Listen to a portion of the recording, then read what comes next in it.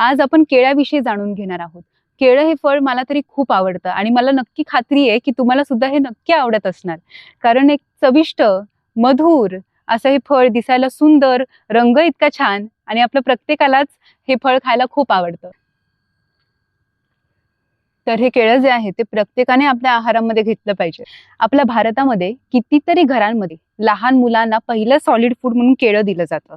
कारण ते पचायला हलकं असतं, तसंच ते मधुर देखील असतं. आता आंब्याला आपण फळांचा राजा म्हणतो, पण खरं तर आंबा आणि केळं यामध्ये जर कंपॅरिझन करायचं म्हटलं तर मला काय ते जमणार नाही. प्रत्येक फळाचं त्याचं एक वैशिष्ट्य असतं. प्रत्येक फळाची चव अनोखी असते आणि तसंच हे केळं आहे. याची चव तर उत्कृष्ट आहे, तसंच याच्यामध्ये भरपूर पौष्टिकत्व आहेत.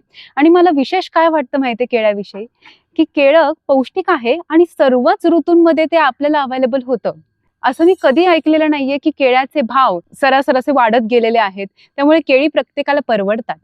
मग असं परवडणारं एक सुंदर, चविष्ट, पौष्टिक असणारं फळ आपण आपल्या आहारामध्ये घेतलं पाहिजे.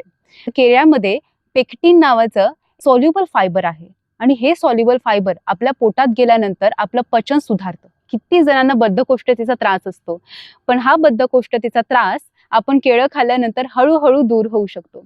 तसंच यामध्ये भरपूर प्रमाणात सुक्रोज आहे, ग्लुकोज आहे, फ्रक्टोज आहे, त्यामुळे भरपूर शक्ती मिळते आपल्याला. आम्ही सुद्धा व्यायाम करण्याच्या आधी किंवा व्यायाम झाल्यानंतर केळ्याचा नक्की आमच्या आहारामध्ये समावेश करतो, कारण खूप ताकद मिळते, स्ट्रेंथ मिळते. म्हणून तुम्ही पाहाल, ॲथलीट्स असतात, फुटबॉल प्लेयर्स असतात, क्रिकेटर्स, स्पोर्ट्स पर्सन्स, डान्सर्स यांच्या बॅगेमध्ये तुम्हाला सर्रास केळं आढळणार, कारण ते शक्तिवर्धक आहे.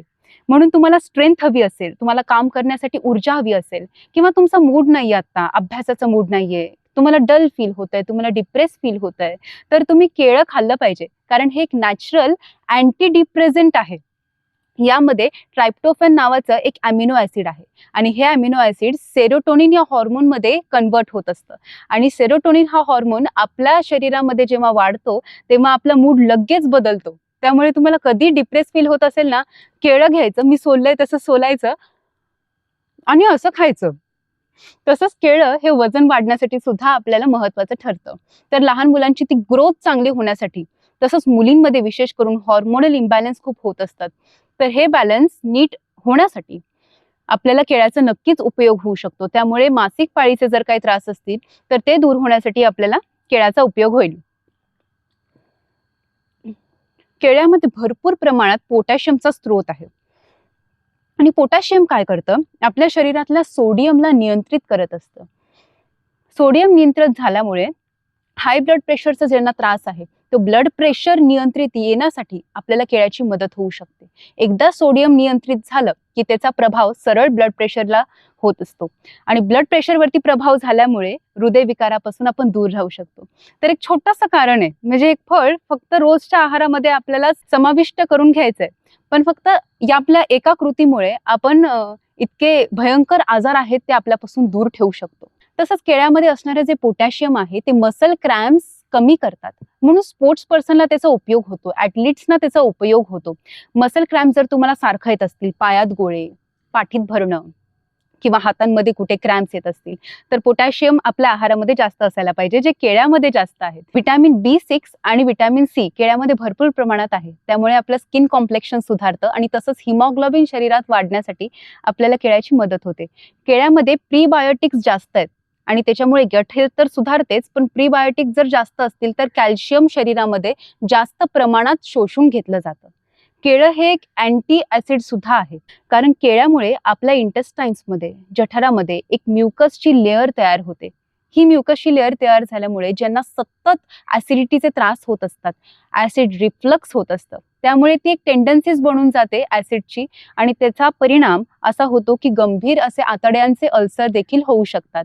तर या अल्सरपासून दूर राहण्यासाठी आपल्याला केळं नक्कीच मदत करणार आहे.